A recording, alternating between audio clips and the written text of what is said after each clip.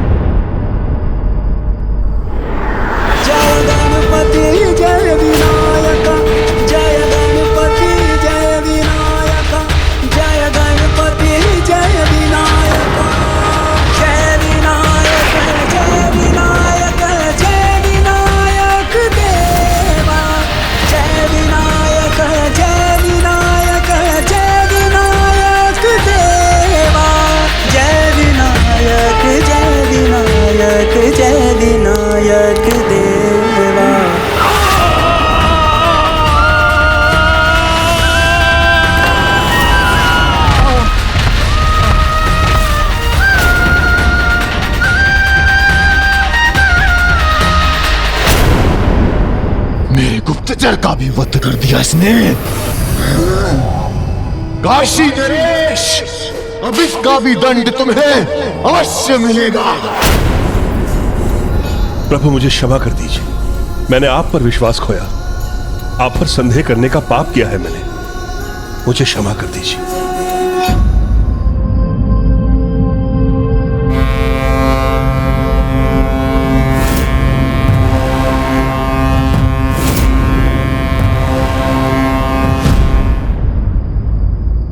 प्रभु विनायक ही हमारे नायक हैं, आपकी कृपा के लिए संपूर्ण काशी ललायत है। दया करें प्रभु, दया करें। प्रणम्यं शिरसा देव गौरी पुत्रं विनायकं भक्तावासं स्मर नित्यं आयुर्कामार्थसिद्धये। प्रथमं वक्रतुण्डं च एकदन्तं द्वितीयकं तृतीयं कृष्णं पिङ्गाक्षं गजवक्त्रं चतुर्थकं लम्बोदरं पञ्चमं च षष्ठं विकटमेव च सप्तमं विघ्नराजेन्द्रं धूम्रवर्ण तथाष्टकं नवमं भालचन्द्रं च दशमं विनायकम् एकादशं गणपतिं द्वादशं तु गजाननं मुझे इस दुष्ट नारांतक रूपी संकट से निपटने की शक्ति प्रदान कीजिए।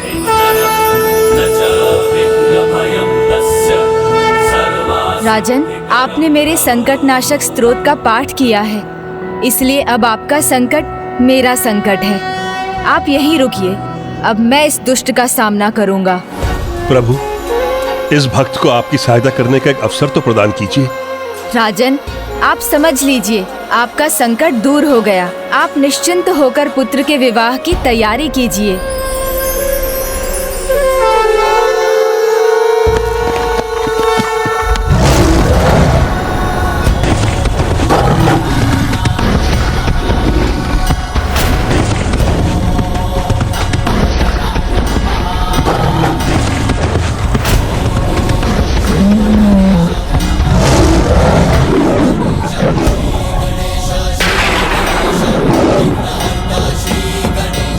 अंततः तुम मेरे सामने आ ही गए बालक।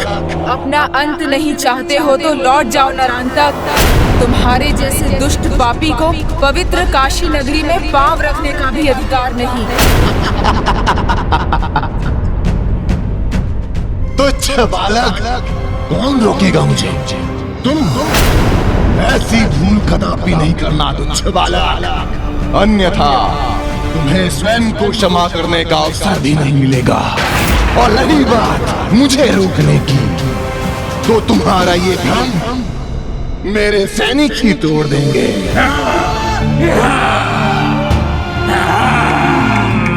नहीं सैनिकों, रुको, मैंने भ्राता देवांतक को वचन दिया है कि इस तुच्छ बालक का वध मैं अपने हाथों से करूंगा।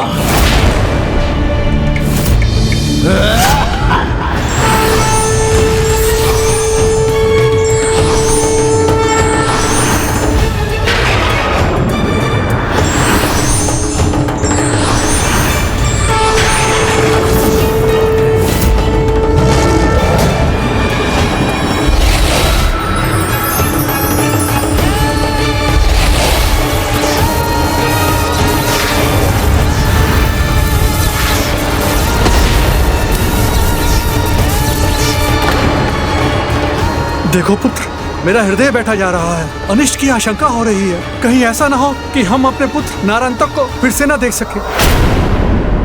पुत्र, एक भूल तो वो कर चुका है। दिव्य बालक विनायक द्वारा रक्षित पवित्र नगरी काशी पर आक्रमण करने की भूल। असाधारण पुत्रों के पिता के मुख से ये बातें शोभा नहीं देती। नारायणतक त्रिदेवों का भी सामना कर सकता है। आप निश्चित हो जाइए, वो वहां से अवश्य विजय होकर लौटेगा।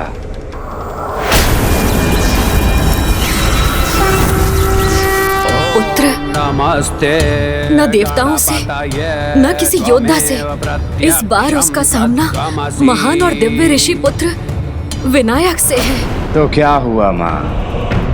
नारायणतक का तपोबल पर्याप्त है उसके लिए। वो बालक कितना भी प्रयास कर ले, किंतु नारायणतक की शक्ति को नहीं भेद सकेगा। वो ना ही उसका स्पर्श कर सकेगा।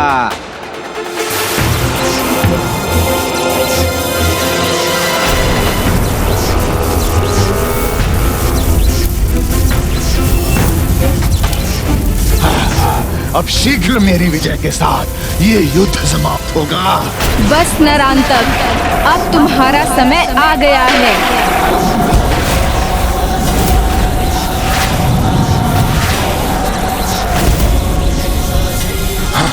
ये क्या?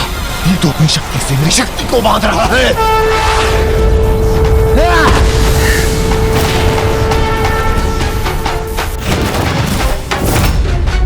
ये कैसे संभव कर दिया इसने? मत भूलो उस आकाशवाणी को जिसने विनायक को तुम्हारा काल घोषित किया था। यदि वो आकाशवाणी सत्य हुई तो महर्षि कश्यप और देवी अदिति के पुत्र के रूप में तुम्हारी मृत्यु का कारण अवतरित हो चुका है। मुझे आकाशवाणी में नहीं, अपनी और अपने भ्राता नारायणतक की शक्तियों पर विश्वास है। मैं आपको फिर से कह रहा हूँ, हम दोनों भ्राताओं की शक्तियों पर विश्वास कीजिए। नहीं पुत्र, मेरी आशंका भी बढ़ती जा रही है। तुम अभी जाओ और रोको नारायणतक को, इससे पहले कि वो कोई मूर्खता करे और उसका सर्वनाश हो। अब बहुत हुआ तुच्छ बालक। अब बिना समय व्यर्थ किए एक ही बार में तेरा अंत कर दूंगा।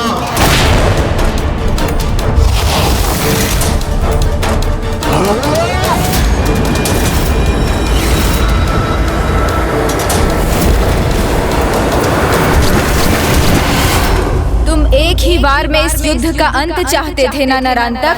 तो लो, अब मैं इस युद्ध का अंत करता हूँ।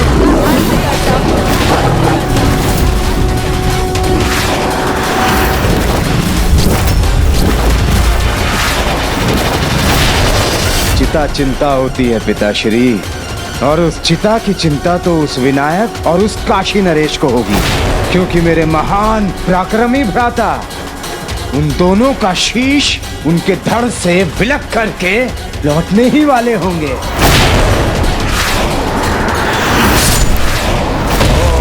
नमस्ते गणपतये त्वमेव प्रत्यक्षं तत्त्वमसि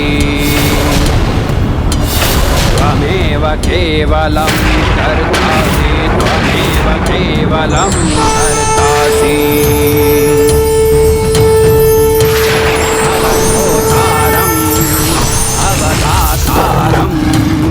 अवधातारम् अवानुचानमवशिष्यम्।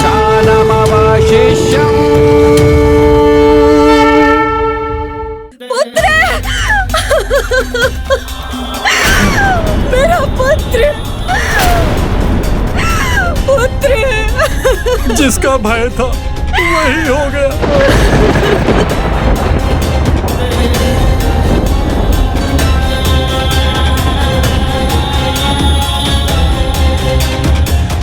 तुमने जो कुछ भी कहा ठीक उसके विपरीत हुआ है सब। तुम्हारे अहंकार के कारण आज हमने हमारे पुत्र को खोया है। ना तुम विनायक के विरुद्ध जाते और ना हमें ये दिन देखना पड़ता। तुम्हारा हट, तुम्हारी मूर्खता कारण बने हैं मेरे पुत्र के अंत के। तुमने अपने भ्राता को ही काल के मुख में ढकेल दिया है। एक माँ से उसका पुत्र छीन लिया है तुमने, छीन लिया है उसका पुत्र। तुम्हारे अहंकार के कारण हमने हमारे पुत्र को खोया है। एक माँ से उसका पुत्र छीन लिया है तुमने। बस माता बस।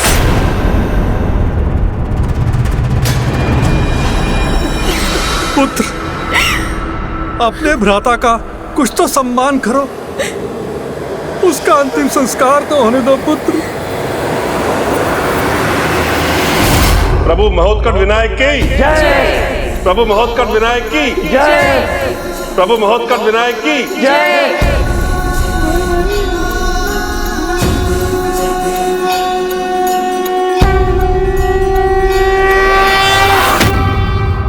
क्या हुआ महारानी? अब आप क्यों चिंतित हैं? महाराज, अपने भ्राता के वध के बाद तो देवांतक और भी अपार शक्ति और बल के साथ आक्रमण करेगा और हम या हमारी सेना अभी उसका सामना करने के लिए तैयार नहीं है। महारानी, जब विश्वास में अविश्वास का विष मिल जाता है तब कितना भयंकर परिणाम होता है ये हम देख चुके हैं। किंतु प्रभु ने अविश्वास का आवरण हमारे आंखों से हटा दिया है। इसलिए अभी तनिक भी चिंता किए बिना अपने हृदय को प्रभु के चरणों में समर्पित कर दो।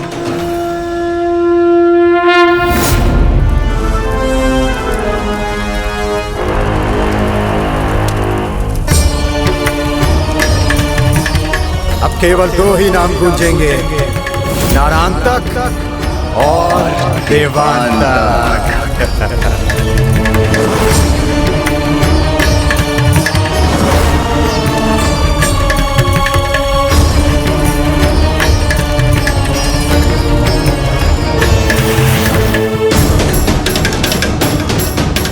कि मेरे महान पराक्रमी भ्राता के आगे वो बालक कदापि नहीं टिक पाएगा। जाके अंत कीजिए उस काशी नरेश और उसके साथ साथ उसके रक्षक बालक का। हम दोनों में से किसी को जाना ही होगा, तो पहले मैं जाऊंगा। तुम्हारे काल का नाम है ये महोत्कट विनायक। तो क्या वास्तव में वो आकाशवाणी सत्य थी? क्या वास्तव में वो बालक हम दोनों का काल है?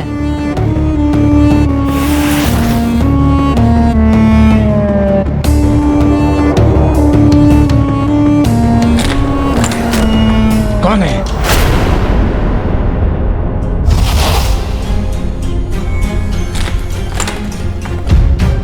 क्या हो रहा है ये? सभी द्वार अपने आप क्यों खुल रहे हैं? किसकी आहट है ये?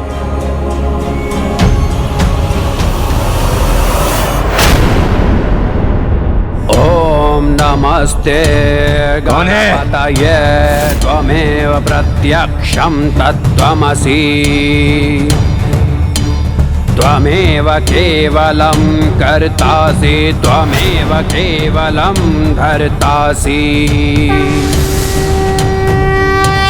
त्वमेव केवलं।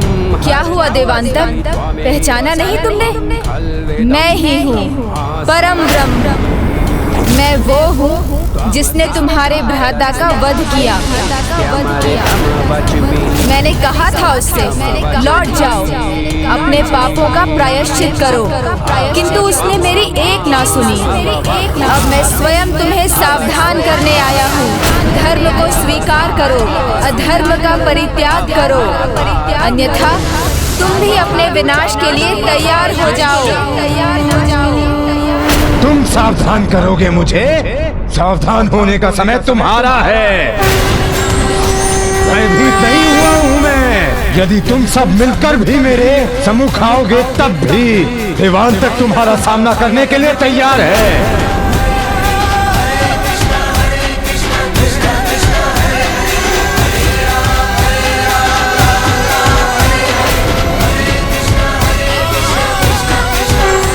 भ्राता देवांतक।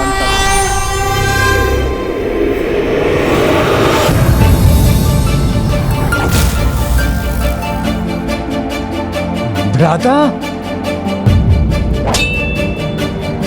मेरे भ्राता नारांतक।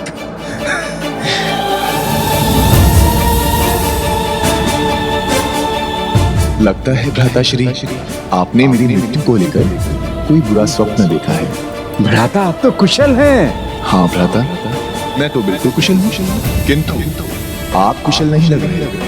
आपके मुख पर थकान की रेखाएं हैं। एक काम करो, स्नान करो, मन अवश्य बदल जाएगा। आओ, मैं आपकी सहायता करता हूँ। ये चंदन तुम्हें सुख पहुंचाएगा भ्राताश्री, और तुम्हारी सारी थकान को सूख भी लेगा।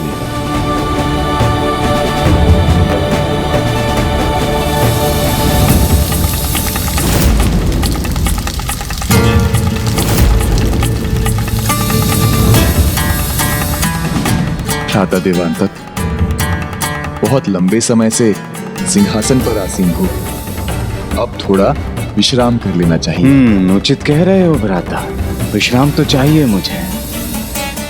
कई दिनों से विनायक को लेकर मन में अनेक विचार आ रहे हैं और उन विचारों को शांत करना आवश्यक है। भ्राताश्री, किंतु अब सभी समस्याओं से मुक्त होने का समय आ गया है।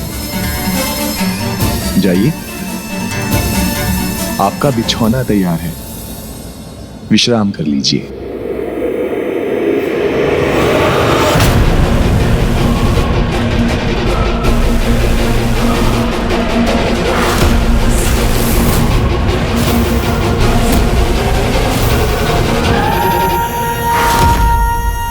क्या हुआ भ्राताश्री, चौंक क्यों गई?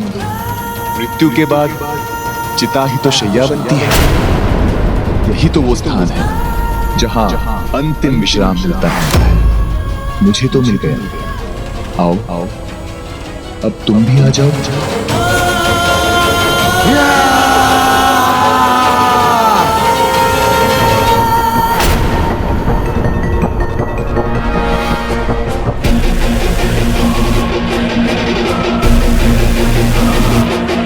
कोई नहीं है, ये सत्य नहीं है, ये मात्र एक स्वप्न है, एक पूरा स्वप्न।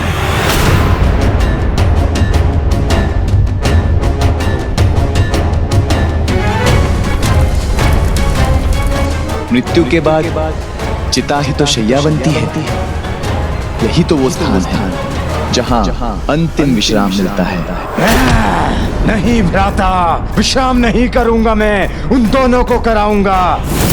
जब तक अपना प्रतिशोध पूरा नहीं कर लेता, रुकने वाला नहीं हूं मैं। आपकी चिता बुझने से पूर्व उन दोनों को चिता की अग्नि में जलने पर विवश कर दूंगा मैं। सावधान विनायक! विनायक! विनायक!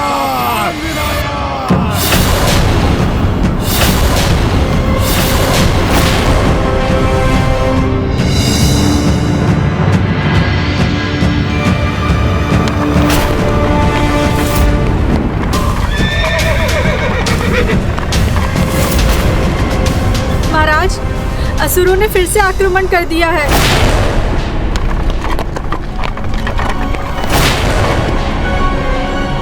ये युद्ध के अंत का नाद है। प्रभु, वो दुष्ट विशाल आसुरी सेना के साथ आया है। कृपया आप मुझे और मेरी सेना को अपने साथ जाने की अनुमति दीजिए।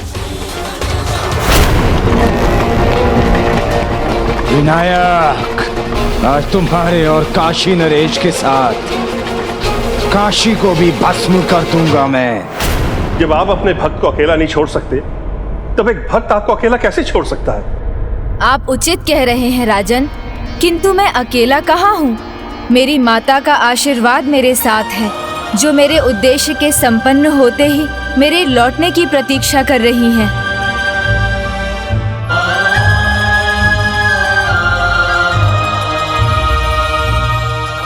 उचित है माता, मैं एक बार अवश्य लौट कर आऊंगा। मुझे निराश नहीं करेगा वो, और अब उसके आने का समय हो रहा है।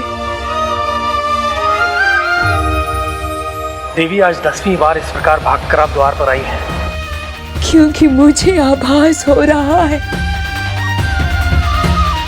कि मेरा विनायक लौट रहा है, वो आने वाला है। जिस प्रकार ईश्वर की भक्ति भक्त को एक नया जीवन देती है, उसी प्रकार एक माँ भी शून्य से हमें पूर्ण करती है। वही हमारी प्रथम भगवान होती है और माता के आशीर्वाद के साथ काशी के रक्षक भी तो मेरे साथ होंगे। माता वाराही और प्रभु काल भैरव भी मेरे साथ इन असुरों से काशी की रक्षा करेंगे।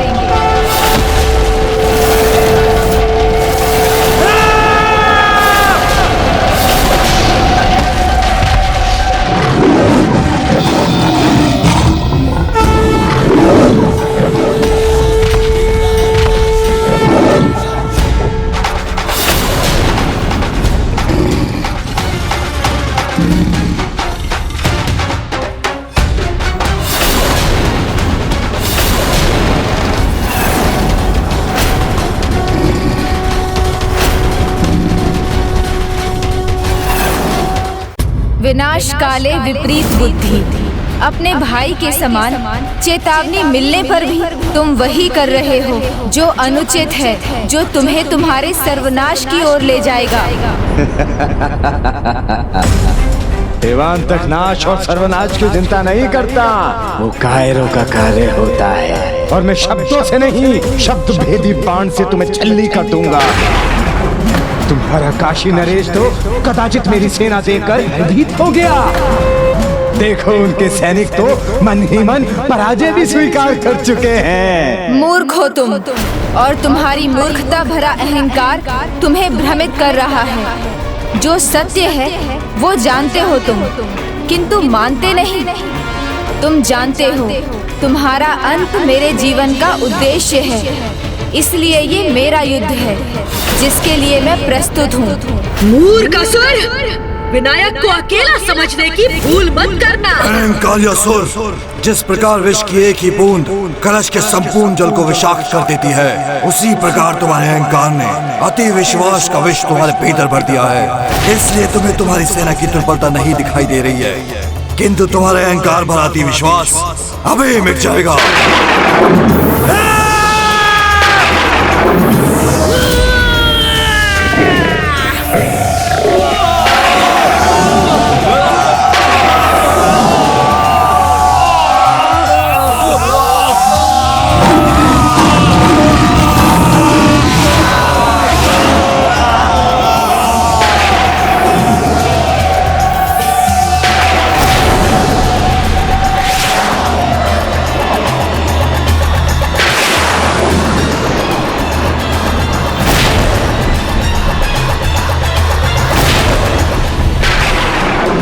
सेना को ही मिटाया है ना अभी, देवांतक का अंत थोड़ी किया है, और वो तुम कर भी नहीं सकोगे। रुकिए माता वाराही, रुकिए प्रभु काल भैरव। ये युद्ध तो मेरी नियति है, इसलिए मुझे अकेले ही इसका अंत करने की अनुमति दीजिए।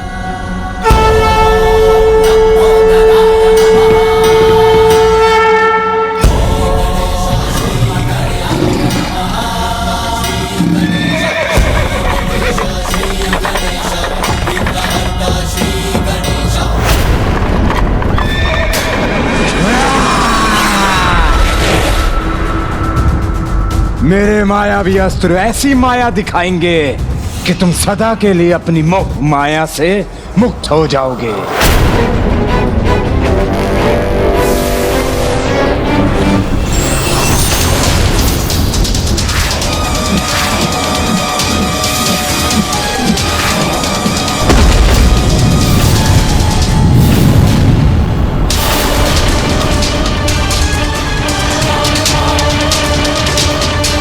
देवांतक, अभी भी समय है। जिस प्रकार तुम्हारा ये मायावी अस्त्र कोई भी माया नहीं कर पाया, विफल हो गया, उसी प्रकार तुम्हारा विश्वास और अहंकार भी मिटने वाला है, क्योंकि सदा से यही होता आया है। बुराई पर अच्छाई की विजय।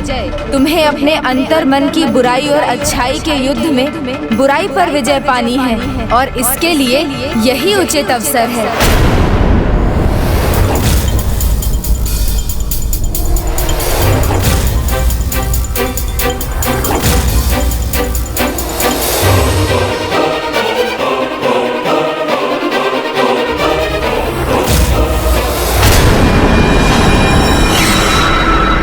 बालक, उपदेश नहीं, युद्ध करने आया हूँ। साहस है तो मुझसे युद्ध करो। विनायक, तुमसे प्रतिशोध लेना है मुझे, अपने भ्राता नारांतक के वध का प्रतिशोध। जो बार बार उचित सुझाव को नकार दे, जो बुराई और अच्छाई का भेद ज्ञात होने पर भी बुराई के मार्ग पर ही चले, जो अपनी मृत्यु सामने देखकर भी उसके मुख में प्रवेश करने को आतुर हो, वो तो बस दया का पात्र बन सकता है।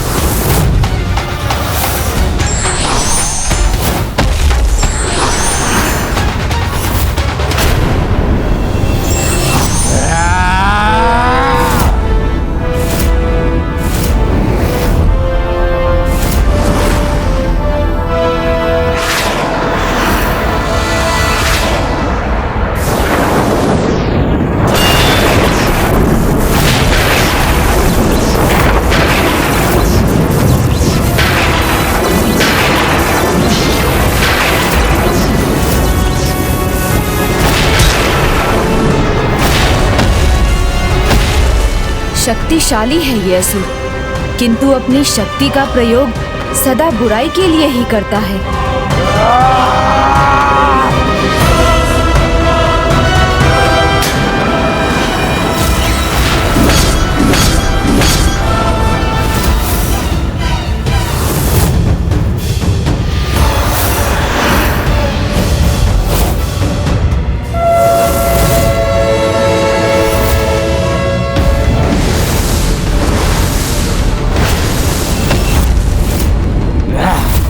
आज तुम्हारे अंत के साथ इस युद्ध का अंत होगा बालक विनायक।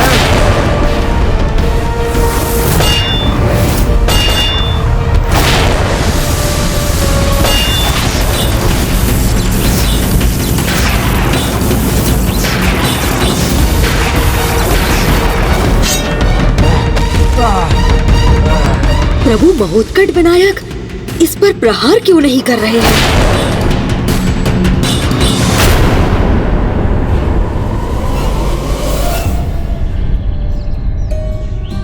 पुत्र, अब तो मेरा धीरज चुक रहा है। जब तक तुम नहीं आओगे, मैं यहीं बैठकर तुम्हारी प्रतीक्षा करूंगी। मेरी दृष्टि तुम्हारे मार्ग पर टिकी रहेगी।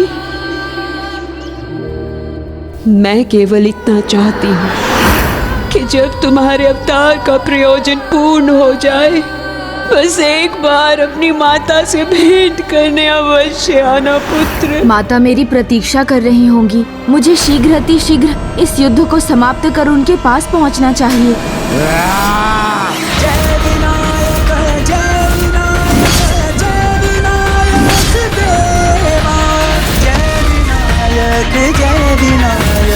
जय विनायक देवा।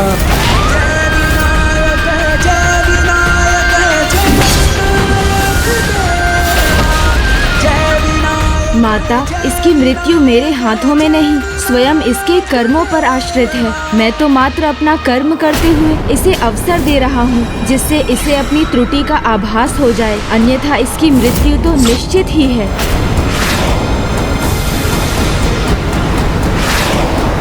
माता, माता, क्या हुआ पुत्र? तुम ठीक तो हो?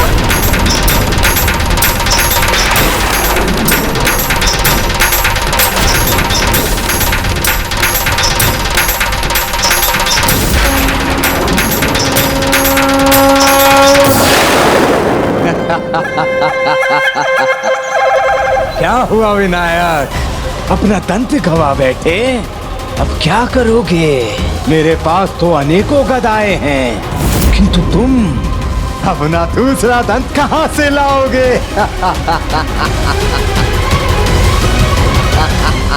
हंस चुके देवांतक? तो सुनो, तुमने स्वयं मुझे अपने अंत का अस्त्र दे दिया।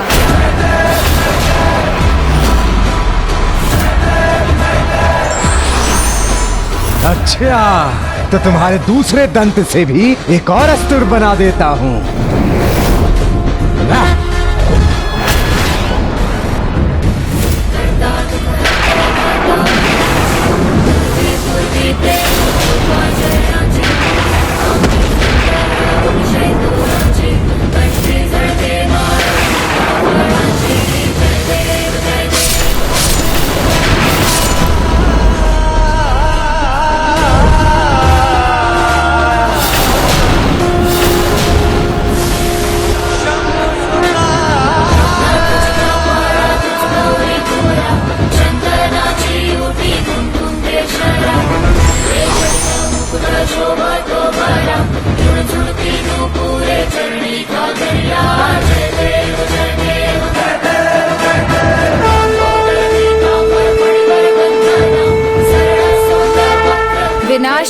विपरीत बुद्धि। मैंने कहा था ना, तुम भूल कर रहे हो, किंतु ये तुम्हारे जीवन की अंतिम भूल है।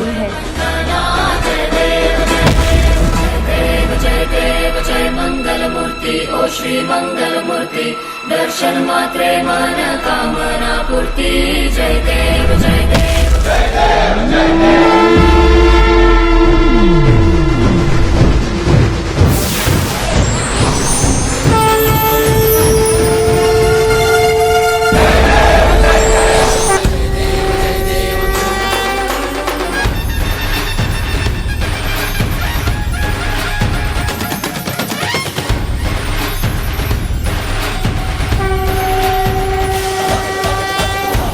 काशी नरेश, मेरे यहाँ आने का उद्देश्य संपन्न हुआ। संसार इन दोनों के आतंक से मुक्त हुआ, इसलिए अब मेरे विदा लेने का समय आ गया है। हे परम भक्त शुक्ल शर्मा, आपके साथ मैं अपने सभी भक्तों को आशीष देता हूँ कि आज के बाद जो कोई भी मुझ में शुक्ल शर्मा के समान अटूट विश्वास रखेगा, और हे राजन, जो भी भक्त आपके समान निश्चल भक्ति से संकट नाशन स्तोत्र का उच्चारण करेगा, उसके सभी संघर्ष मेरे हो जाएंगे। मैं स्वयं उसके सभी संकटों को अपना मानकर उन्हें दूर करूंगा। और जो भक्त मेरे इस स्तोत्र का उच्चारण 6 मास तक दिन में 3 बार भी करेगा, उसे मनोवांछित आशीष प्राप्त होगा।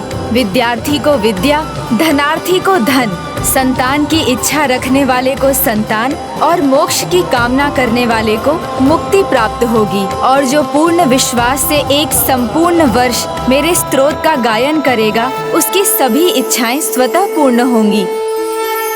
किंतु अभी मेरे लिए माता की इच्छा को पूर्ण करना सबसे अधिक आवश्यक है। जब तुम्हारे अवतार का प्रयोजन पूर्ण हो जाए, बस एक बार अपनी माता से भेंट करने अवश्य आना पुत्र। अतः अब मैं प्रस्थान करूंगा, किंतु मेरी कृपा दृष्टि सदा आप लोगों पर बनी रहेगी। प्रभु, फिर तो विनायक सीधे माता अदिति के पास गए होंगे। माता और पुत्र का ममता और वात्सल्य तो अपूर्व रहा होगा ना?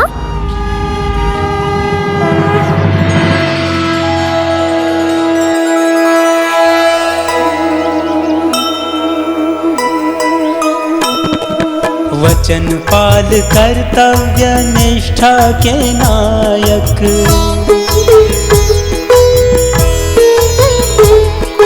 माता से मिलने चले प्रभु श्री विनायक।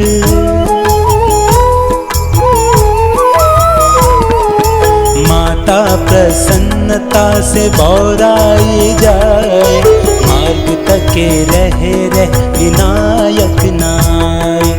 माता प्रतीक्षा में ऐसी अधीरा, मत्स्य कोई आतुर हो पाने को नीरा। जय गणेश जय गणेश। मुझे पता था पुत्र, तुम अवश्य आओगे। माता, आप हैं तो मैं हूँ, आपसे भला कैसे दूर रह सकता हूँ।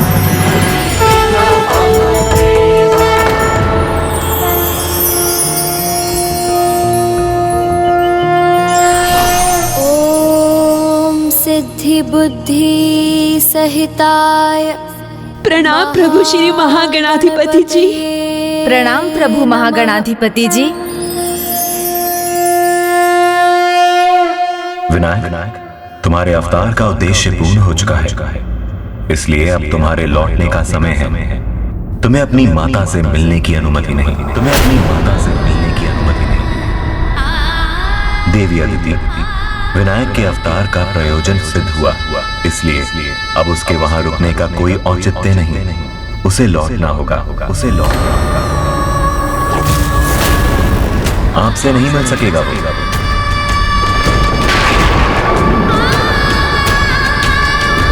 किंतु प्रभु, मैंने माता को वचन दिया है। प्रभु, मुझे बस एक बार माता से मिलने की अनुमति दे दीजिए। बस एक बार मुझे अपने पुत्र को अपने आंचल में भर लेने दीजिए प्रभु, बस एक बार। देवी, वात्सल्य प्रेम क्या होता है, इसका अनुभव अब मुझे हो चुका है। इसलिए मैं समझ सकता हूँ एक दूसरे से भेंट करने की आपकी लालसा को। इसलिए मैं वचन देता हूँ देवी, विनायक अपने भविष्य के एक अवतार में आपसे भेंट करने अवश्य आएगा। विनायक, माता को दिया अपना वचन तुम अवश्य पूर्ण करोगे, किंतु अपने भविष्य के अवतार में। किंतु मन को रोके, विदाई से मन आकुल है। माँ और पुत्र दोनों ही व्याकुल है। माँ और पुत्र दोनों ही व्याकुल हैं।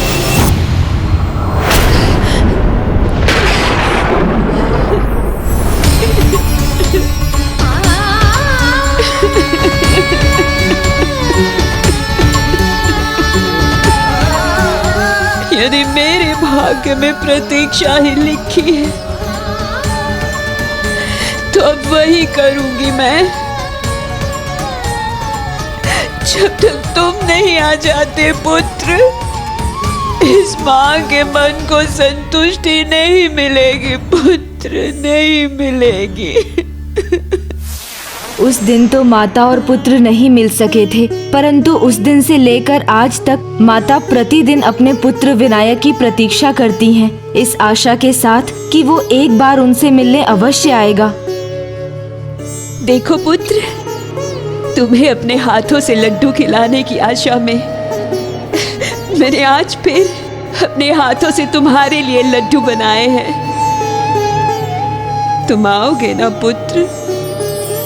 आऊंगा माता, अवश्य आऊंगा। आप बुलाएंगी तो भला आपका ये पुत्र कैसे नहीं आएगा।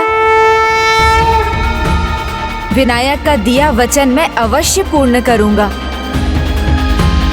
जय गणेश जय गणेश जय गणेश देवा। देवी लक्ष्मी, वो माता युगों से अपने पुत्र की प्रतीक्षा कर रही है। उसे अपने सामने पाकर उसे इतना प्रेम देंगी कि उस वात्सल्य से निहाल होकर कहीं मेरा पुत्र वहीं ना रुक जाए।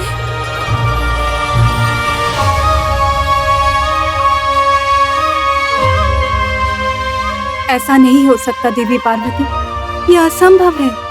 नहीं देवी, ममता की शक्ति असंभव को भी संभव बना देती है।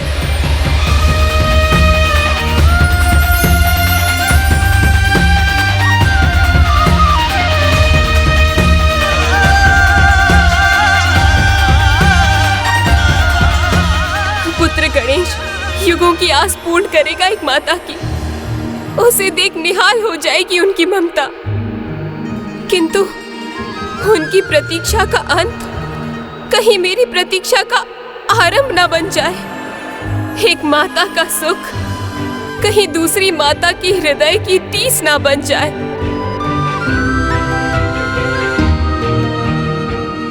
माता, मैं आ गया।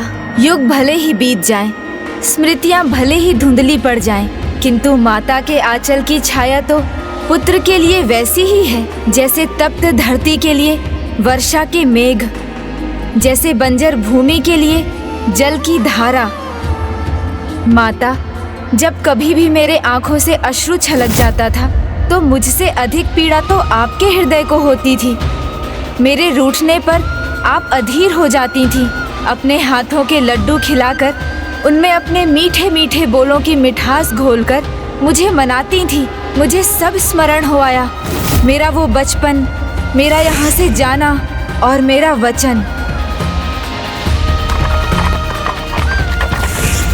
आ जाओ ना पुत्र, ये देखो, ये लड्डू मैंने तुम्हारे लिए ही तो बनाए हैं।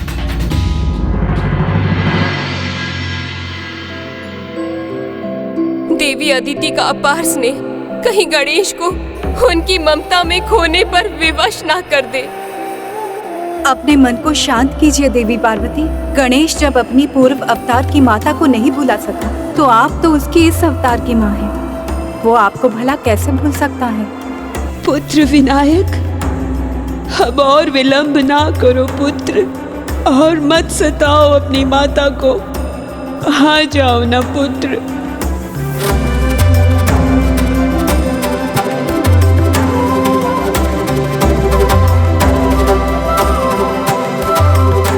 आपका विनायक ही गणेश के रूप में आया है। क्या आप पहचान सकेंगी मुझे? माता,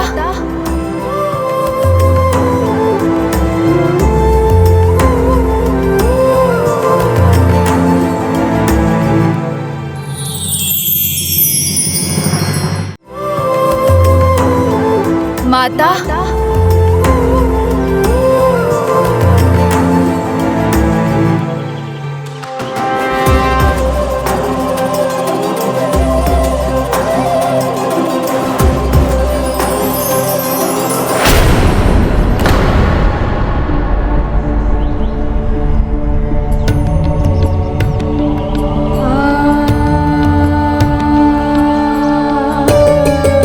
युगों बीत गए पुत्र, किंतु आज भी तुम्हारी स्मृतियां धुंधली नहीं पड़ी है। मेरी दृष्टि को हर पल केवल तुम ही दिखाई देते हो। मेरे कानों में हर पल तुम्हारे ही मधुर शब्द सुनाई पड़ते हैं।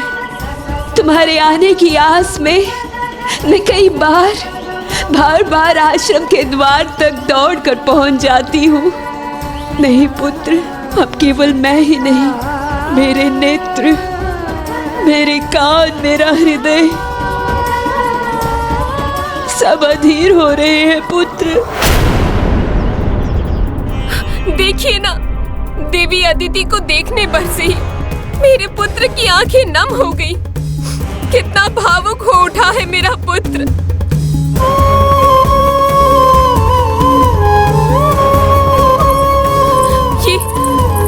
ये कैसी भूल हो गई मुझसे? क्यों जाने दिया मैंने अपने पुत्र को? क्यों जाने दिया?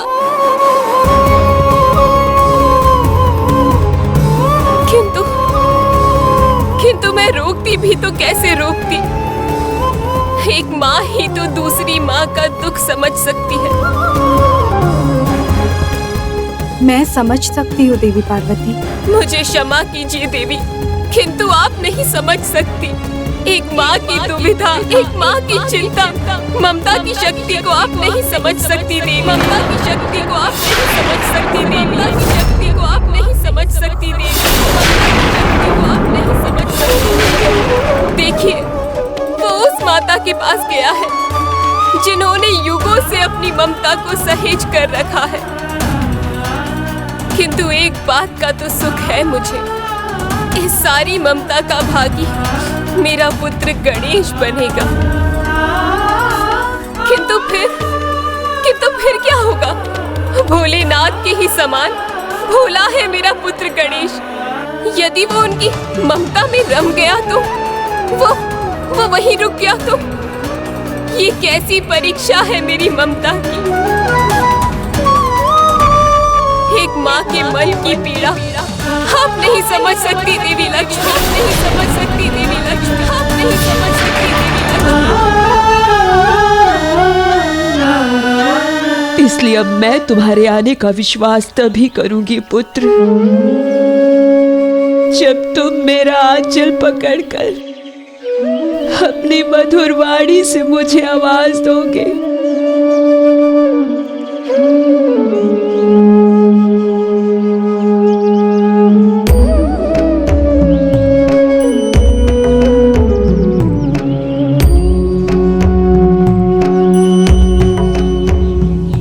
माता, माता, माता।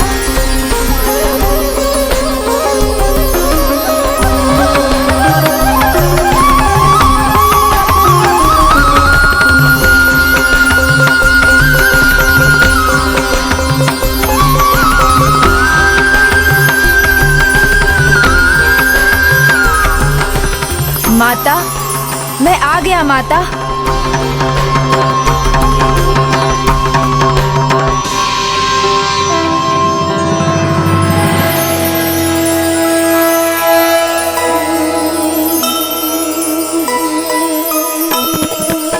वचन पाल कर्तव्य निष्ठा के नायक।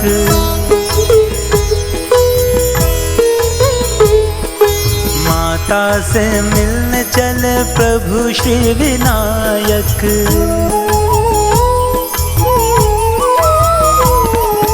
माता प्रसन्नता से बौराई जाए, मार्ग तके रह विनायक नाय।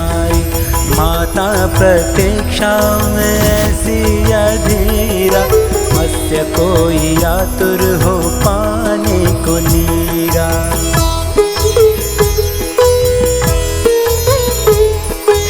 विनायक,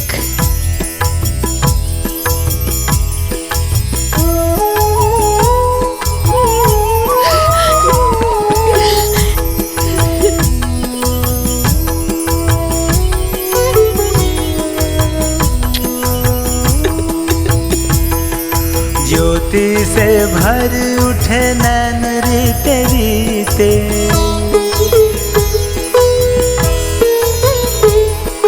सम्मुख है पुत्र दिन प्रतीक्षा के बीते।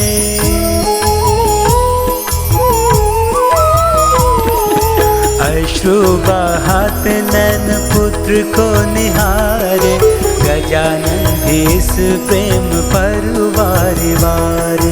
यह देख पार्वती माँ भी अकुलाए, बाह पसारे ममता पुत्र को बुलाए। रुकिए देवी पार्वती, ये आप क्या कर रही हैं? कहाँ जा रही हैं आप देवी? वही देवी अदिति के आश्रम, जहाँ मेरा पुत्र गणेश अपने पुत्र को लौटाने। उसकी माँ हूँ मैं, ये अधिकार है मेरा।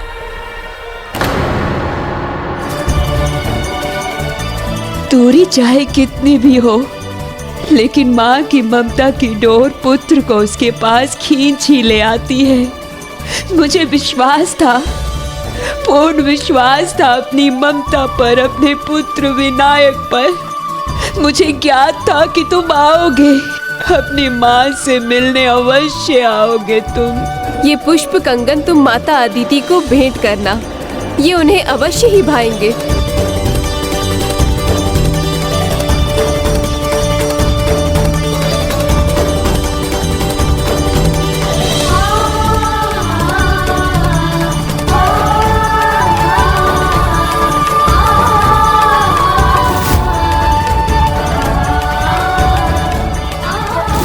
माता, ये आपके लिए पुत्र की छोटी सी भेंट लीजिए।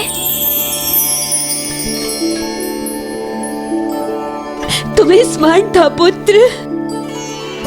इतने समय बाद भी तुम्हें स्मरण था? कैसे भूलता माता, आप भी तो मेरे लिए लड्डू बनाना नहीं भूली। मेरा पुत्र,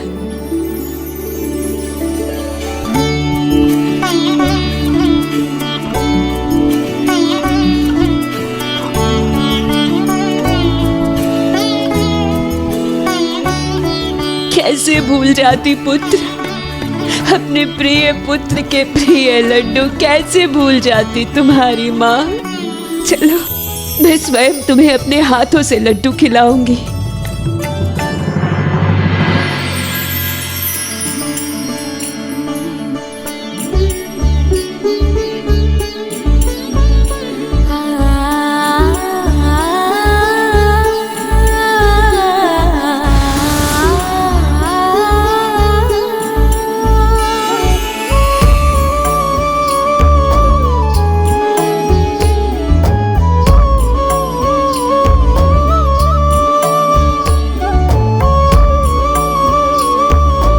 अब तो मैं आ गया हूँ ना माता, तो अब आप क्यों रो रही हैं? आप मुझे मत रोकिए देवी, मुझे जाने दीजिए, नहीं तो मैं अपने पुत्र को खो दूंगी। इतना विचलित मत होइए देवी पार्वती, आप अपने पुत्र को खोएंगी नहीं, अपितु देवी अदिति की ममता से गणेश के साथ आपका संबंध और प्रगाढ़ होगा। मेरा पुत्र किसी अन्य को माता पुकार ही नहीं रहा, उन्हें ममता का वो सुख दे रहा है जिस पर केवल मेरा और मेरा अधिकार है, और मैं ये सब देखने के लिए विवश हो रही हूँ देवी। इससे एक माँ के मन पर क्या बीतती है आप नहीं समझ सकती देवी लक्ष्मी, आप कभी नहीं समझ सकती। इसलिए मुझे जाने दीजिए, मत रोकिए मुझे, जाने दीजिए। इससे एक माँ के मन पर क्या बीतती है आप नहीं समझ सकती देवी लक्ष्मी, आप कभी नहीं समझ सकती, आप कभी नहीं समझ सकती, कभी नहीं समझ सकती।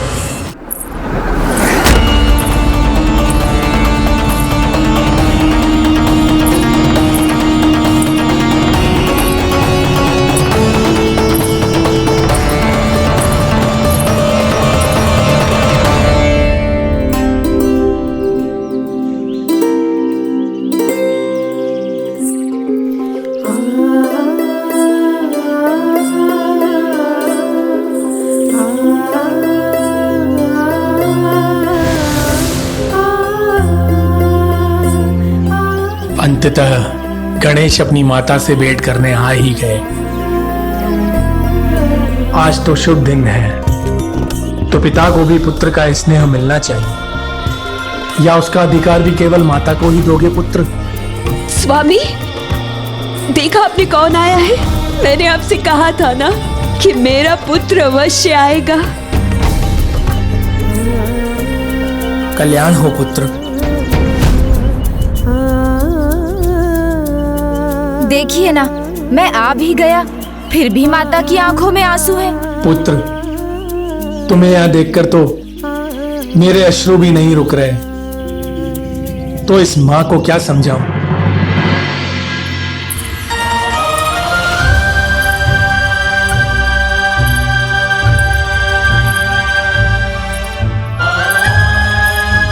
माता, मेरा मन भी भर गया और पेट भी।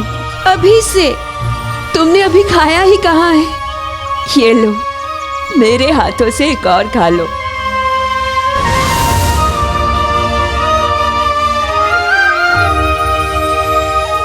अब तृप्त हुआ है मेरा पुत्र। गणेश को लड्डू नहीं मोदक प्रिय है और सदैव रहेंगे। ये बात मुझसे, उसकी माता से अधिक और कौन जान सकता है।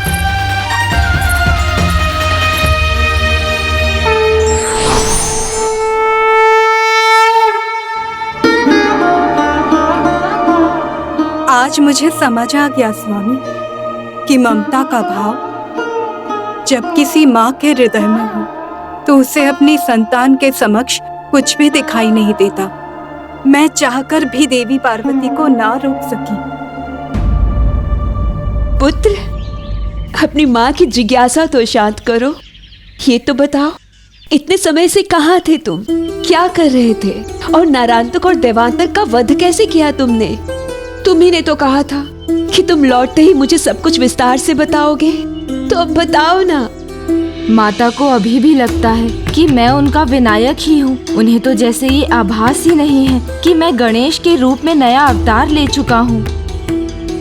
बोलो ना पुत्र, शांत क्यों हो? तुम्हारी मधुर वाणी सुनकर मेरे मन को शांति मिल जाएगी। बताओ ना पुत्र। हाँ, अवश्य बताऊंगा, क्यों नहीं बताऊंगा, किंतु कथा सुनने के नियम के साथ जो आपने ही बनाए थे। तो नियम ये है कि आपको भी मेरी गोद में सर रखकर उसी प्रकार विश्राम करना होगा जैसे आप मुझे अपनी गोद में लिटाकर कथा सुनाया करती थीं।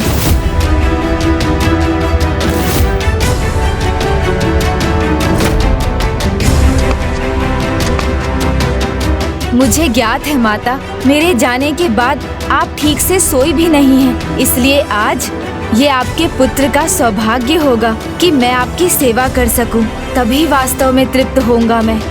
किंतु पुत्र। नहीं माता, आप संकोच मत कीजिए। आपने मेरा कितना दुलार किया है, तो अब मेरा भी तो अधिकार बनता है आपकी सेवा का।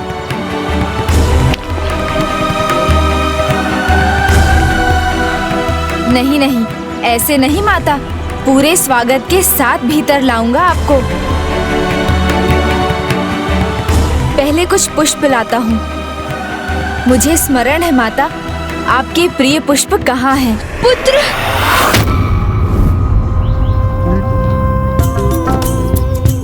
देखिए ना स्वामी, मैं चाहती हूँ कि मेरा विनायक एक पल के लिए भी मेरी आंखों से ओझल ना हो। और ये है कि यहाँ वहाँ भाग रहा है। वो आपकी ममता है देवी, जो उसे अपने पास बिठाए रखना चाहती है। और ये इसका माता के प्रति प्रेम है, जो उसे आपके लिए कुछ विशेष करने के लिए प्रेरित कर रहा है।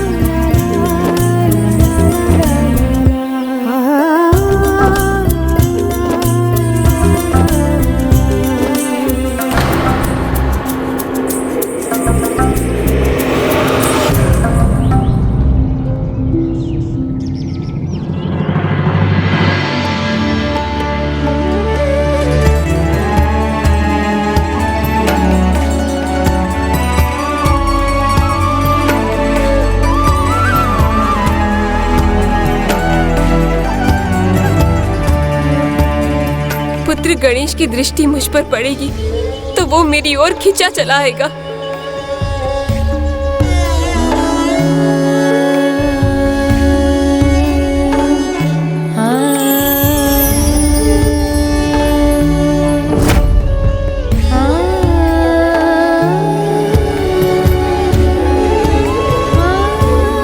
मेरा पुत्र गणेश अपने पूर्व के अवतार की माता की सेवा में इतना लीन हो गया कि उसकी दृष्टि मुझ पर पड़ी ही नहीं।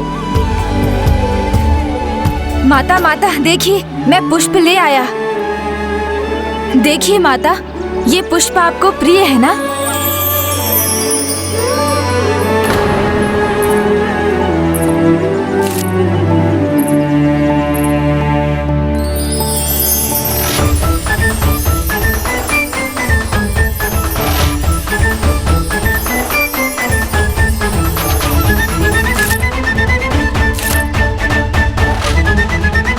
अब आप भीतर प्रवेश कीजिए माता। आइए ना माता।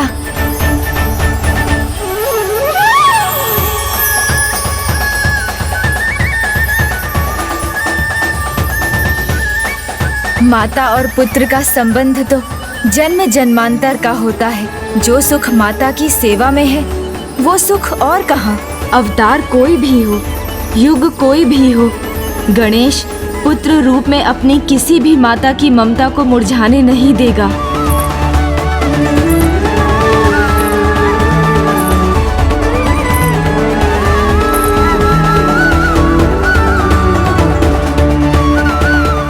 कितनी भाग्यशाली होती है वो संतान जिन्हें अपनी माता की सेवा करने का सौभाग्य प्राप्त होता है। गणेश तो परम भाग्यशाली हैं, जिन्हें एक नहीं दो माँओं की सेवा करने का आनंद मिला है।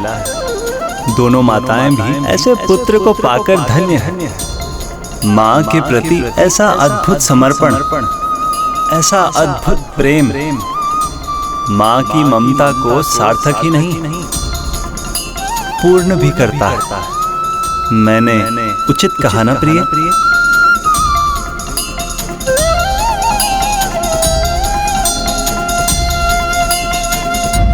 रुकिए माता, पुत्र को अपना कर्तव्य निभाने दीजिए।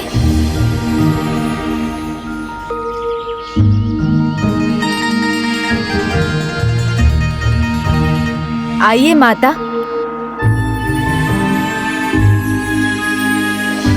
आप इस शैया पर विश्राम कीजिए। मैं पहले आपके चरण दबाकर आपकी थकान मिटाऊंगा और साथ में ही कथा भी सुनाऊंगा। फिर शेष कथा आपका सर अपनी गोद में रखकर आपको सुलाते सुलाते सुना दूंगा।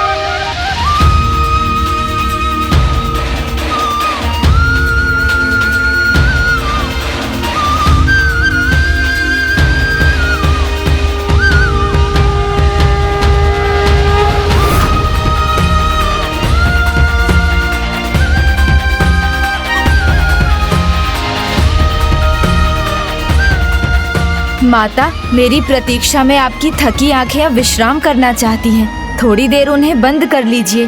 मैं तो यही हूँ, कहीं नहीं जा रहा हूँ। अब जब तक आप अपने नेत्र बंद नहीं करेंगी, मैं आगे की कथा नहीं सुनाऊंगा। किंतु उसके लिए तुम्हें मेरे पास आकर बैठना होगा पुत्र।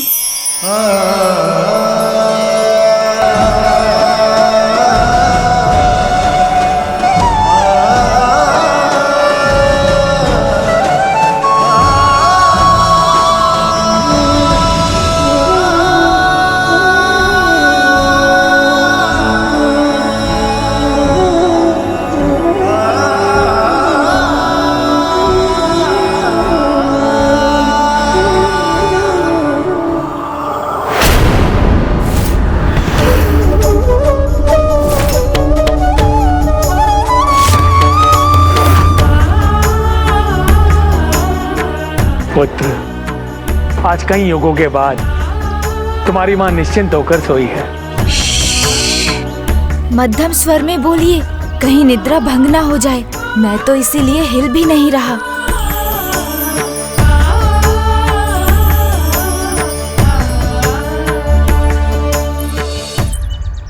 ये कैसी भूल कर रही हूँ मैं? एक माता से उसकी ममता का सुख छीनने का प्रयास कर रही हूँ। नहीं नहीं, ये अनुचित है। मैं गणेश की माता हूँ और रहूंगी भी, किंतु देवी अदिति भी तो उसकी माता है ना।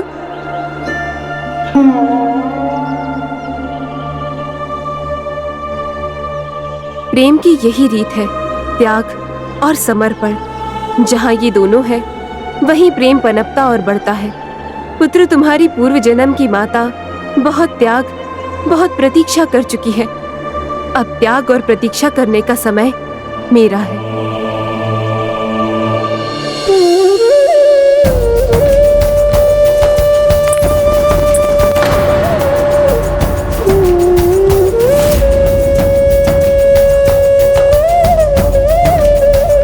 माता, माता, माता।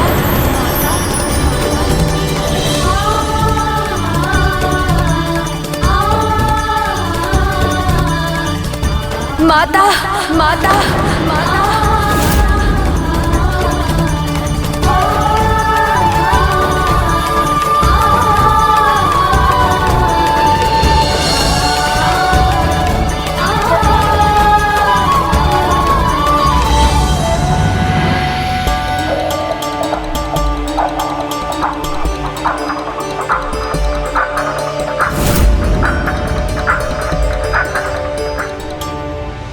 देवी पार्वती यहाँ, और विनायक ने उन्हें माँ क्यों बुलाया? मैं वचन देता हूँ देवी, विनायक अपने भविष्य के एक अवतार में आपसे भेंट करने अवश्य आएगा। ओह, तो देवी पार्वती विनायक के इस अवतार की माँ है और कदाचित अपने पुत्र को यहाँ देखकर उनसे रहा नहीं गया। ये मुझसे अधिक और कौन समझ सकता है? एक माँ ही दूसरी माँ का कष्ट समझती है।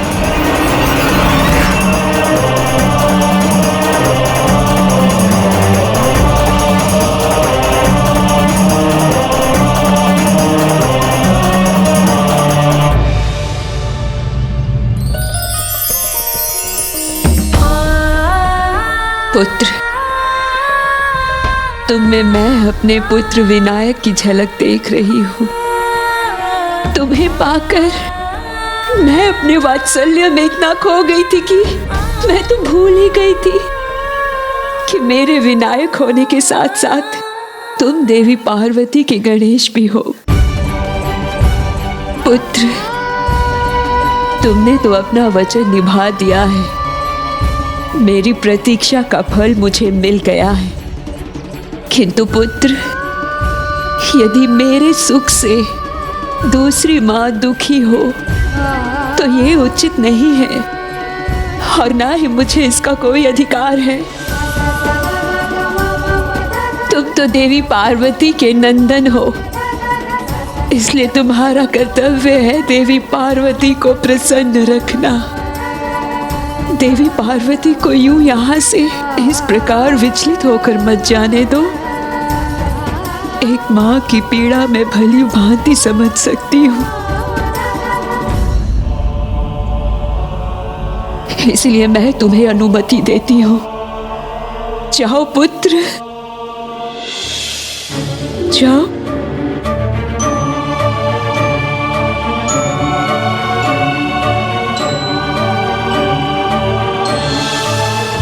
माता, पार्वती के गणेश मेरा पुत्र, माँ की गोद में आए विघन हरता।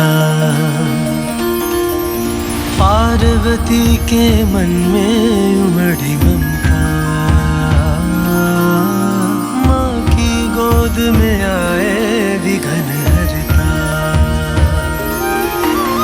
अद्भुत बालक पर जाओ पुत्र, अपनी माता को और प्रतीक्षा मत करवाओ। जग में उसे बना माता,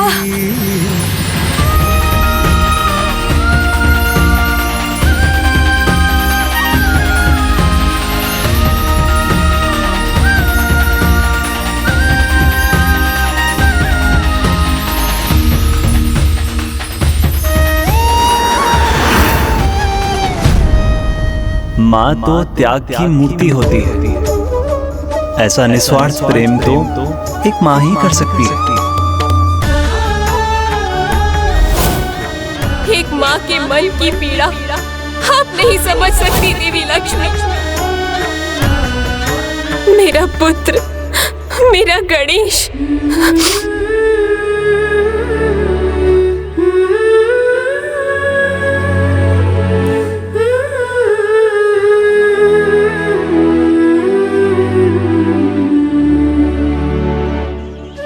मुझे क्षमा कर दीजिए देवी अदिति, मैं स्वयं को रोक ही नहीं सकी। मेरा मन इतना व्याकुल था इस विचार से। नहीं देवी पार्वती, आपको क्षमा मांगने की कोई आवश्यकता नहीं है। मैं समझती हूँ कि आपको आपकी ममता यहाँ ले आई है। आप तो जगत जननी है, ममता का सागर है आपके भीतर। फिर आप उस सागर को कैसे रोक सकती थी? ममता का सागर जो आपके भीतर है वो तो संपूर्ण जगत के लिए उदाहरण है। सतयुग से द्वापर युग तक आपने अपने पुत्र की प्रतीक्षा की और मैं तो दोपहर भी स्वयं को रोक नहीं सकी। इसलिए मैं गणेश की माता आपको ये आशीष देती हूँ। प्रत्येक संकष्टी जो गणेश की पूजा और व्रत के लिए विशेष दिवस है, जिस दिवस मेरे पुत्र ने प्रथम पूज्य का स्थान प्राप्त किया, उस संकष्टी के दिवस गणेश आपसे मिलने इस आश्रम में अवश्य आएगा।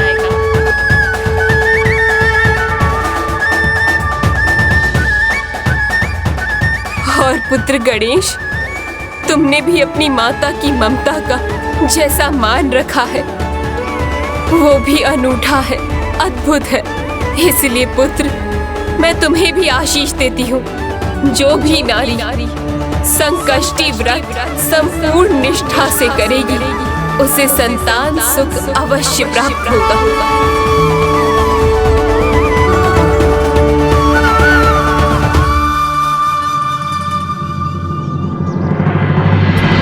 पुत्र, अभी तो हमें यहाँ से प्रस्थान करना होगा।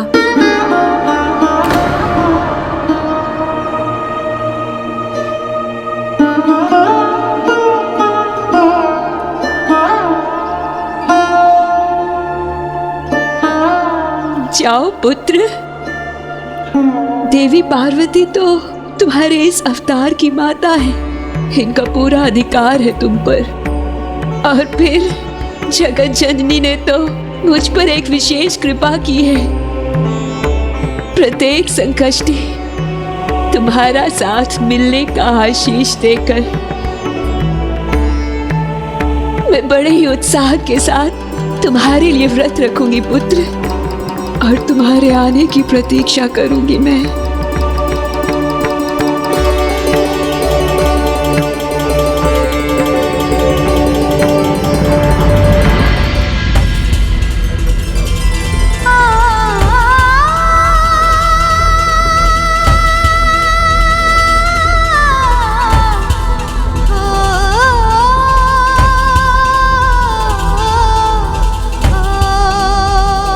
प्रणाम माता।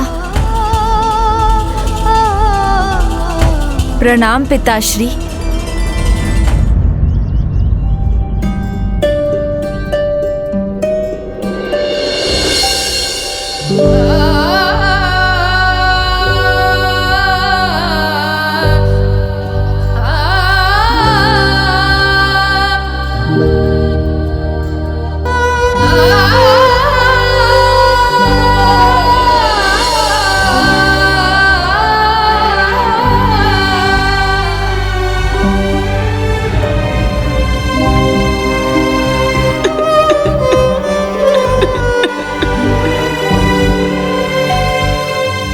क्या हुआ प्रिय? आप इतनी उदास क्यों हैं? भाग्यशाली होती है वो माँ जिनके आंचल की छांव में संतान पलती है। देवी अदिति और देवी पार्वती दोनों को ये सुख प्राप्त है। देखिए ना स्वामी, किस प्रकार माँ और पुत्र एक दूसरे का हाथ थामे जा रहे हैं। और अब तो संसार की सभी नारियों को जगत जननी ने आशीर्वाद भी दिया है। जो संकष्टी व्रत करेंगी उन्हें गणेश के समान आज्ञाकारी और स्नेही संतान का सुख मिलेगा। परंतु हम देवियों का क्या प्रभु, जिन्हें उन्होंने आशीष नहीं, माँ बनने के सुख से वंचित रहने का अभिशाप दिया, तो क्या वो उस शाप को लौटाकर मुझे संतान सुख का वरदान देंगे? मैं सभी देवताओं को ये श्राप देती हूँ कि देवियाँ भी अपनी संतान को जन्म नहीं दे सकेंगी।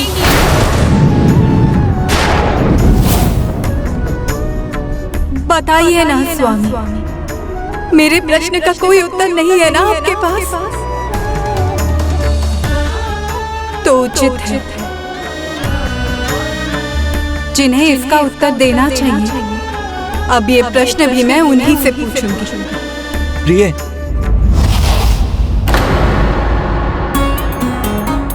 पुत्र, तुम्हें देवी अदिति के हाथों के बने लड्डू बहुत स्वादिष्ट लगे थे ना? तो पुत्र, मैं सोच रही हूँ अब मैं तुम्हारे लिए मोदक बनाना बंद ही कर देती हूँ। नहीं माता, ये क्या कह रही हैं आप? लड्डू तो विनायक को भाते थे, किंतु मुझे तो आपके हाथ के मोदक ही सबसे स्वादिष्ट लगते हैं। पुत्र, मैं तो परिहास कर रही थी। मैं तुम्हारे लिए मोदक अवश्य बनाऊंगी।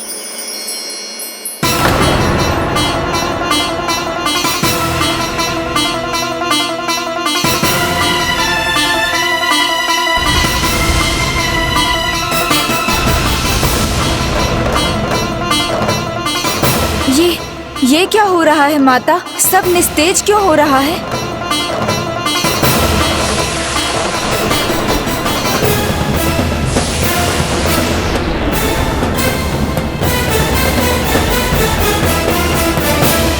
प्रकृति का सौंदर्य फीका क्यों हो रहा है? ऐसा इसलिए है देवी, क्योंकि संसार में जो शोभा की स्रोत है, जो ऐश्वर्य और समृद्धि की देवी है, वो अत्यंत दुखी है। जब एक स्त्री के भीतर ममता का सुख पाने की इच्छा जाग जाए और वो उसे प्राप्त न हो, तो विचलित होना तो स्वाभाविक है देवी। ऐसा ही देवी लक्ष्मी के साथ हुआ है। एक माँ के मन की पीड़ा आप नहीं समझ सकती देवी लक्ष्मी। ये तो मेरी ही भूल का परिणाम है। ममता के बहाव में मैं इतना बह गई कि अपने शब्दों से देवी लक्ष्मी को आहत करती रही। अब मैं उन्हें कैसे समझाऊं? क्या बोलकर मनाऊंगी मैं देवी लक्ष्मी को? ये तो आपको भी याद है कि संसार में कुछ भी अकारण नहीं होता। इसके पीछे भी अवश्य कोई बड़ा कारण छिपा है।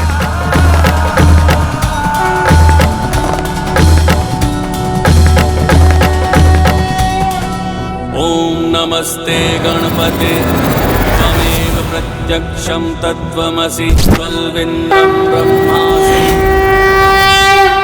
कारण जो भी हो स्वामी, किंतु अभी तो मुझे देवी लक्ष्मी का सामना करने से भी संकोच हो रहा है। और ये गणेश की माँ, गणेश की माँ, सुनती है गणेश की माँ? कहाँ है आप?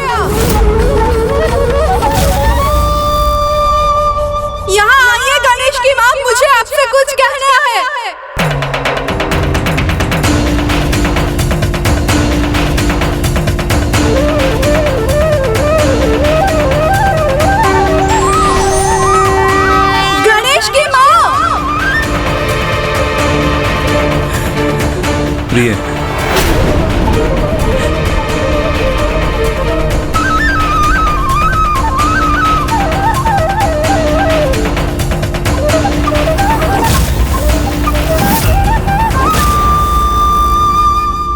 सत्य कहा आपने। ना मुझे मातृत्व का अनुभव है और ना ज्ञान। मैं नहीं समझ सकती एक माँ की ममता।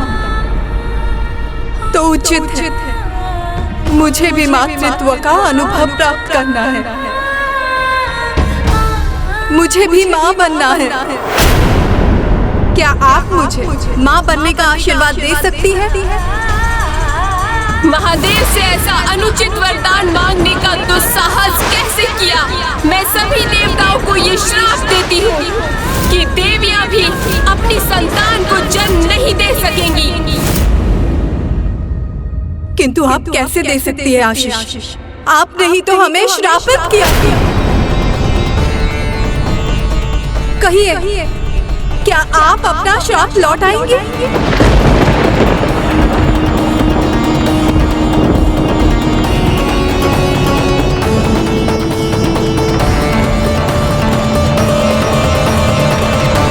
ये मैं कर सकती तो अवश्य करती। तो आप नहीं करेंगी।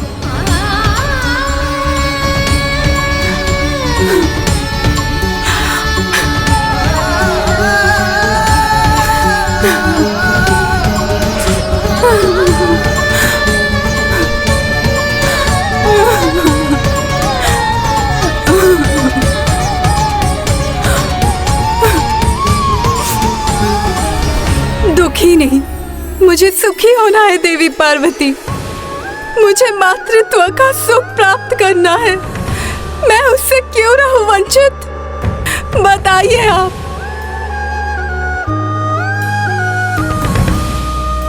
हे जगत जननी, आज सखी बनकर नहीं, जगत जननी के रूप में मुझे भी आशीष दीजिए। जिस प्रकार आपने गणेश की संकष्टी व्रत और पूजा करने वाली संसार की प्रत्येक नारी को आशीष दिया है, उसी प्रकार मुझे भी कृपा कर आशीष दीजिए माता।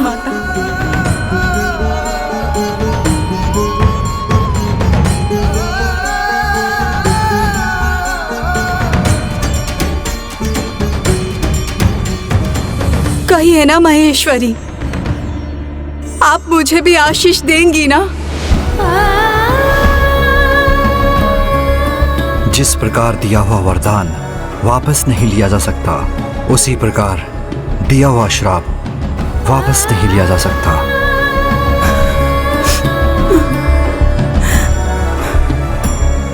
ये तो आप भी जानती हैं देवी, श्राप से सभी देवियां प्रभावित हुई, केवल आप नहीं। किंतु जब हृदय में आशा के दीप जलते हैं, उसके भाग्य के दीप भी जल उठते हैं। जब एक स्त्री के भीतर ममता का सुख पाने की इच्छा जाग जाए और उसे प्राप्त न हो, तो ऐसे विचलित होना स्वाभाविक है। देवी लक्ष्मी के साथ भी यही हो रहा है, जिससे संसार प्रभावित हुए बिना कहाँ रह सकता है। किंतु जब हृदय में आशा के दीप जलते हैं, तो भाग्य के दीप भी जल उठते हैं। उसके श्रेष्ठ उदाहरण हैं कार्तिकेय और गणेश।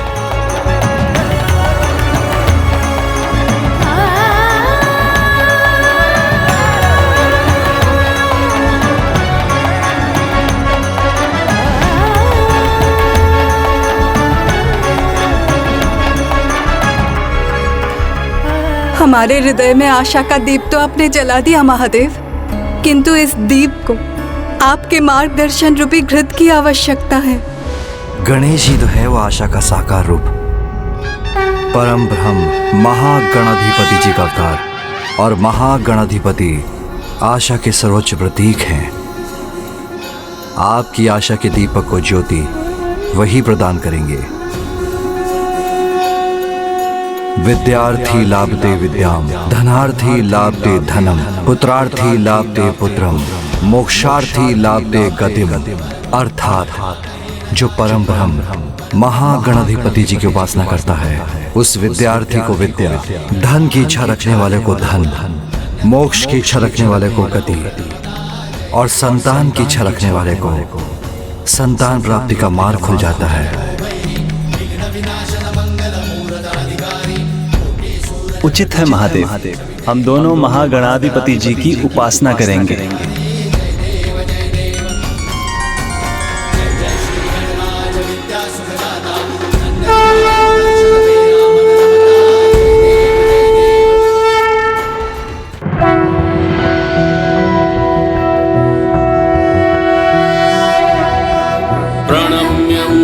शिरसा देव गौरीपुत्रं विनायकं भक्तावासं स्मर नित्यं आयुः कामार्थसिद्धये प्रथमं वक्रतुण्डं च एकदन्तं द्वितीयकं तृतीयं कृष्णं पिङ्गाक्षं गजवक्त्रं चतुर्थकं लम्बोदरं पंचमं च षष्ठं विकटमेव च सप्तमं विघ्नराजेन्द्रं धूम्रवर्ण तथाष्टकं नवमं भागचन्द्रं च दशमं तु विनायकम् एकादशं गणपतिं द्वादशं तु गजाननं द्वादशैतानि नामानि त्रिसञ्जयः पठेन्नरः न चाविघ्नभयं तस्य सर्वासिद्धिकरं प्रभो। प्रभु,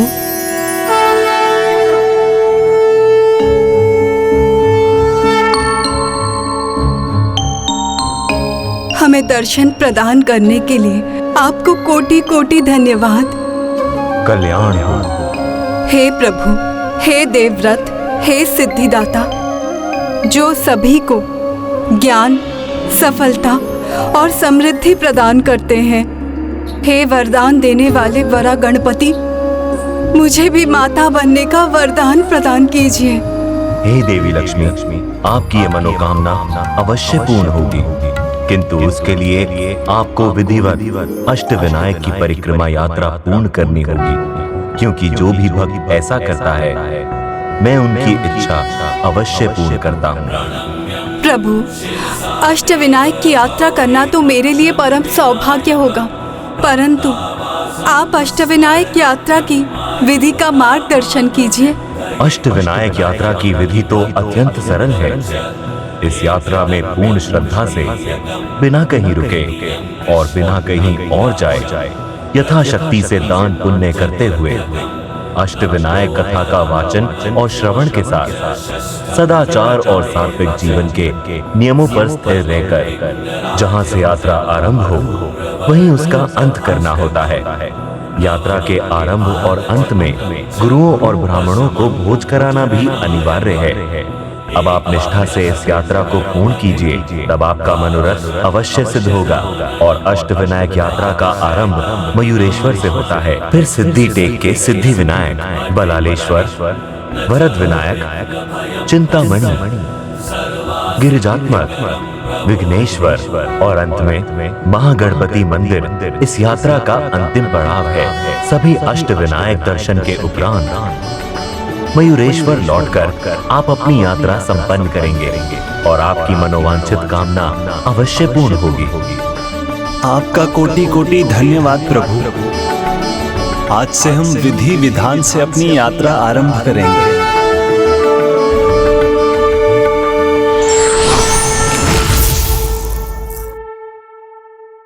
सप्त ऋषियों को भोजन और दान के बाद हमारी यात्रा आरंभ होगी।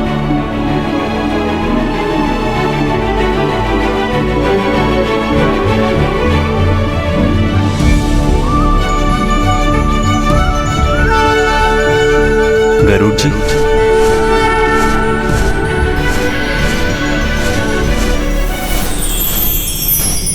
चलिए गरुड़ जी।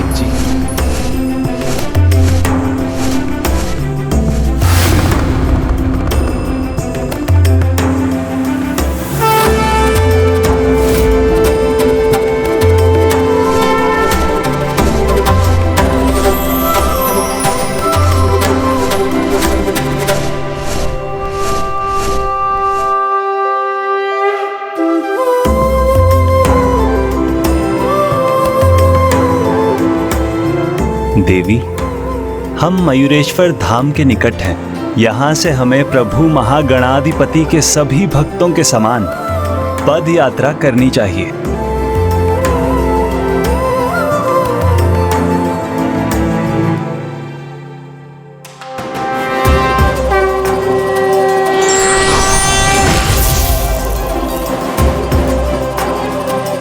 अवश्य स्वामी, सभी भक्तों के समान इस भक्ति यात्रा में जाना तो मेरा परम सौभाग्य होगा।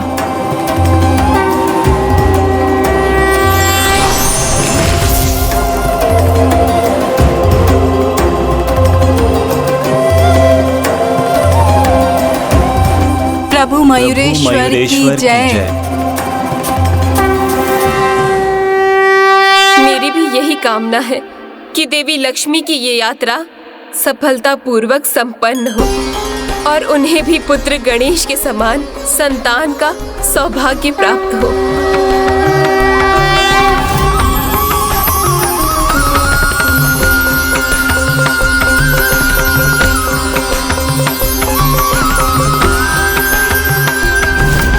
विधि का विधान तो अटल है।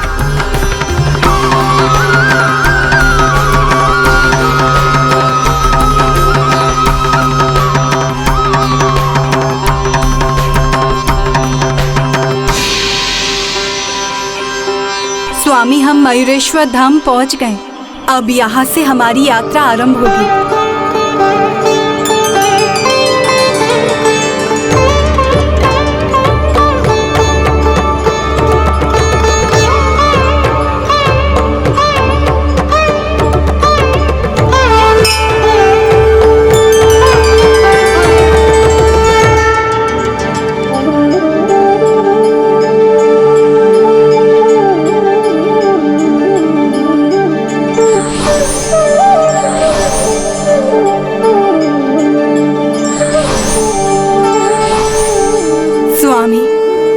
प्रभु श्री मयूरेश्वर के अद्भुत रूप के बारे में मुझे बताने की कृपा कीजिए। उचित है देवी, मैं आपको प्रभु मयूरेश्वर श्री गणेश की कथा सुनाता हूँ। मयूरेश्वर श्री गणेश अवतार में अवतरित हुए। ओम नमः शिवाय। ओम नमः शिवाय। ओम नमः शिवाय। ओम नमः शिवाय।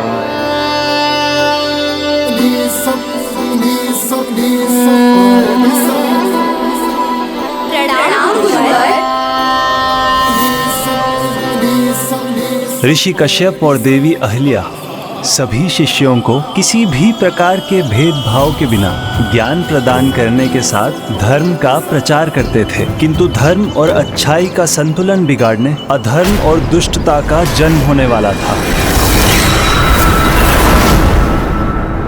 भगवान अधर्म को मिटाने, अच्छाई और बुराई में संतुलन स्थापित करने के लिए ही अवतार लेते हैं देवी। और अब ऐसा समय था जब संसार में बुराई फिर अपना शीश उठाने वाली थी। शौनक ऋषि के सुझाव पर असुर राज चक्रपाणी और उनकी पत्नी उग्रा पुत्र प्राप्ति की कामना में सूर्य देव की तपस्या आरंभ कर चुके थे। ओम सूर्याय नमः। ओम सूर्याय नमः। किंतु जब उनकी तपस्या उनके चरम पर पहुंची तो महारानी उग्रा से एक भूल हो गई। जब दोनों पति पत्नी को सूर्यदेव के दर्शन प्राप्त होने लगे तो उनकी पत्नी सूर्यदेव के तेज से इतनी प्रभावित हुई कि एक पल के लिए उन्हें सूर्यदेव उनके पति के रूप में दिखने लगे। ओम सूर्याय नमः।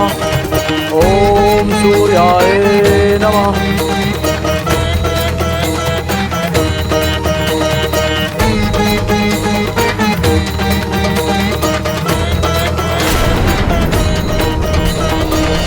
क्या हुआ प्रिय?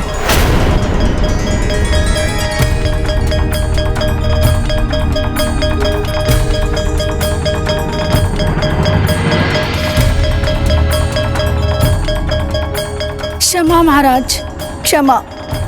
तपस्या करते करते अचानक मुझे क्षणिक आभास हुआ जैसे आपके स्थान पर स्वयं सूर्यदेव हों, किंतु ये उचित नहीं है।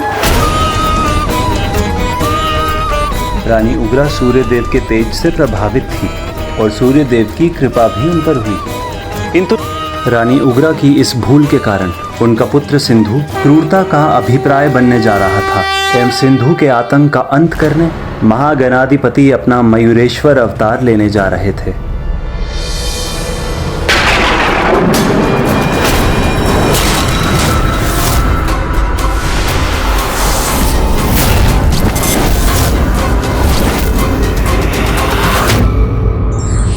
आशावादी व्यक्तियों का हृदय आशा के प्रकाश से सदा प्रकाशित रहता है और यही प्रकाश व्यक्ति के भाग्य को प्रकाशित करता है।